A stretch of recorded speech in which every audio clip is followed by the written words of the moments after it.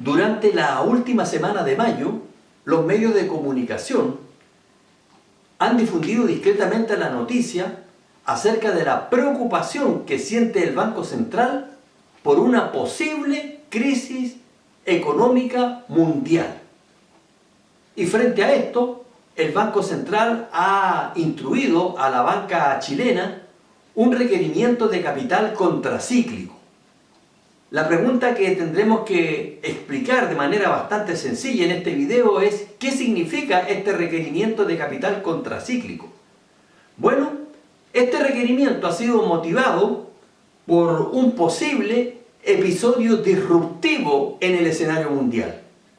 También vamos a tener que explicar en este video cuáles pudieran ser los posibles o el posible episodio disruptivo que llevaría al Banco Central a ejecutar este requerimiento de capital contracíclico. Antes de poder dar la explicación, vamos a hacer la aclaratoria de dos conceptos que van a ser fundamentales. Uno de ellos es explicar el significado de la palabra riesgo. Desde el punto de vista de la auditoría, riesgo es la probabilidad, no algo a ciencia cierta, sino la probabilidad de que algo no esperado ocurra. La probabilidad de que algo no esperado ocurra. También tenemos que aclarar de que la economía tiene ciclos y tiene fases, y dentro de estos ciclos existen ciertas fases como, por ejemplo, la recuperación, la expansión, el auge, la recesión y la depresión. Entonces, en la economía existen ciclos dados en sus propios tiempos, pero que normalmente se repiten. Ahora bien, dicho aquello, vamos a explicar en qué consiste este requerimiento de capital contracíclico. El Banco Central ha instruido a la banca nacional, a la banca chilena, el poder acumular un colchón superior a los 1.200 millones de dólares, lo que podríamos denominar como un buffer o una suerte de mitigación o amortiguación, o estar preparado para mitigar o amortiguar un episodio disruptivo, lo cual, mirado desde el punto de vista técnico, es bastante prudente, y al hacerlo de la manera técnica correcta y con los tiempos adecuados, suena bastante positiva esta medida del Banco Central. Pero a nosotros no nos preocupa eso, nos preocupa algo más de fondo. ¿Por qué el Banco Central teme un elemento disruptivo?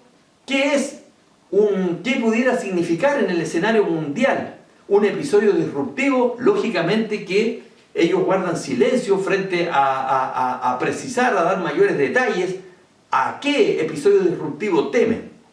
Bueno, vamos a citar en primer lugar de que hasta hace no mucho, dentro del mismo mes de mayo, la OMS, Organización Mundial de la Salud, advirtió de una muy posible nueva pandemia y con consecuencias más nefastas que... En este sentido, pudiera interpretar que sería nefasta primero en cuanto a mayor letalidad o a mayor velocidad de propagación. Pero ¿por qué no creo que este pudiera ser el elemento disruptivo? Porque en el marco del Apocalipsis capítulo 6 también tiene que existir una secuencia cronológica que está dada por el caballo blanco, luego el caballo rojo de la guerra, el negro del hambre y finalmente el caballo amarillo, que es una suerte de cosecha de la guerra, del hambre, más las pestes, que sería la mortandad dentro de la cual encajaría una pandemia. Pero un apocalipsis no iniciaría por el cuarto caballo, sino que debería iniciar por el caballo blanco, ¿verdad? Que es un acontecimiento que no vamos a tratar en este video, pero posteriormente el evento mundial iniciaría con las guerras.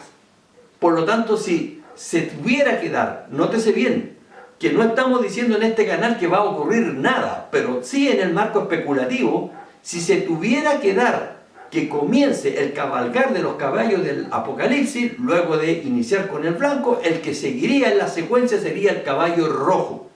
Y el caballo rojo corresponde a las guerras. ¿Qué posibles eventos de guerra podemos tener en el escenario mundial?